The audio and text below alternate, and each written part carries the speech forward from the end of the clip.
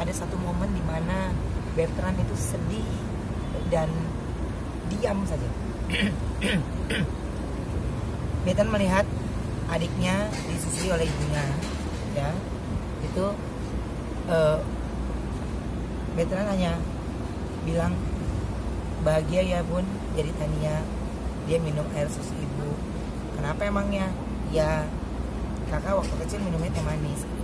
Itu katanya Bertrand, ya. Oh gitu. Udah.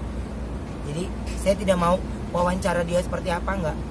Akhirnya karena dia sudah anak kami, ya kita minum.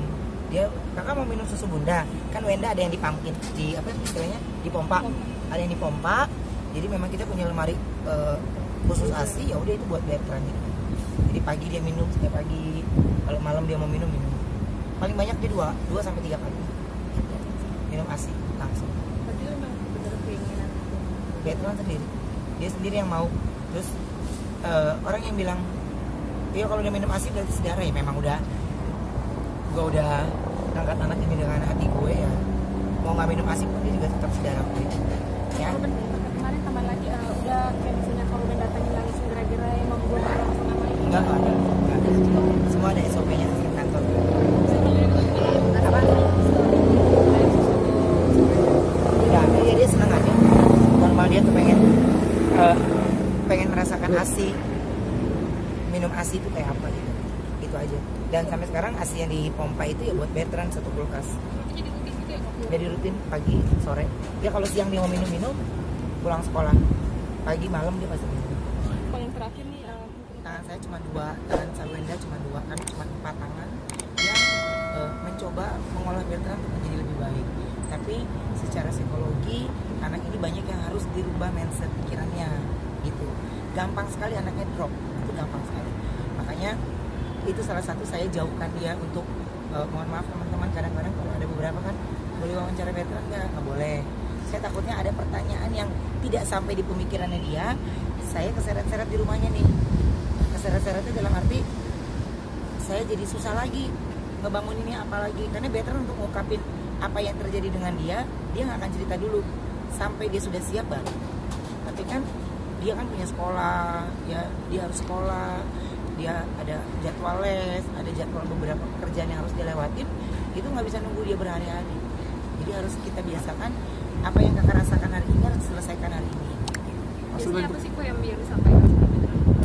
Ya kalau kalau yang tadi malam itu kan ada salah satu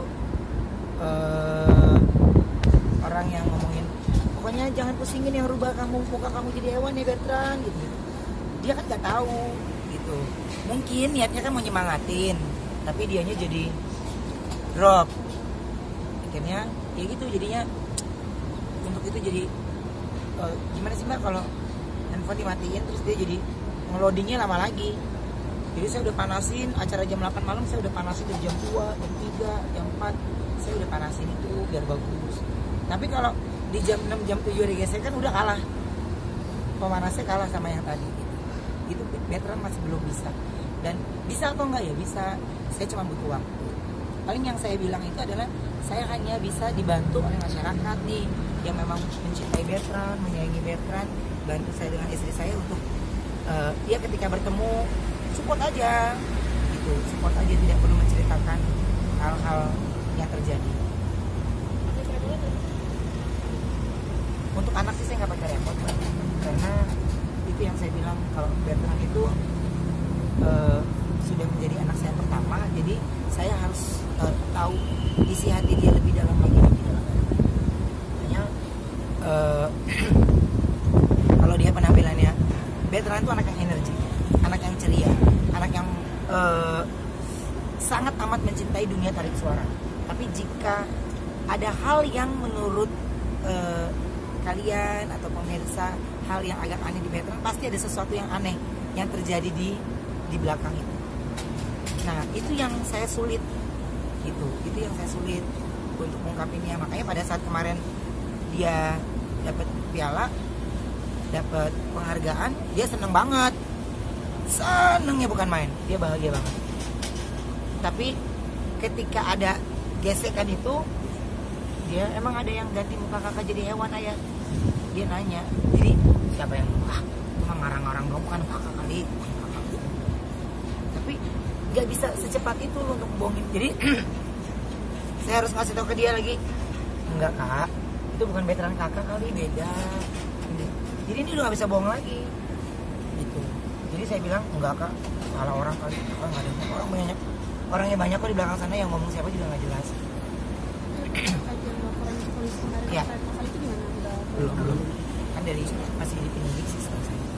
Mas Ruben Ya. pernah bilang berharap anak-anak sebenarnya tuh ngerusin usaha gitu, nggak jadi Ya. artis gitu. Dengan adanya penghargaan kemarin mungkin ada berubah pikiran atau tetap ingin anak-anak usaha gitu? Ngikutin anak-anak maunya apa aja. Ya intinya kalau mereka nggak jadi artis kan bapaknya udah punya usaha. Ya kalau bisa usaha bapaknya dipegang anak-anaknya lah. Maunya sih gitu. Tapi kalau anaknya maunya nyanyi ya ikutin aja.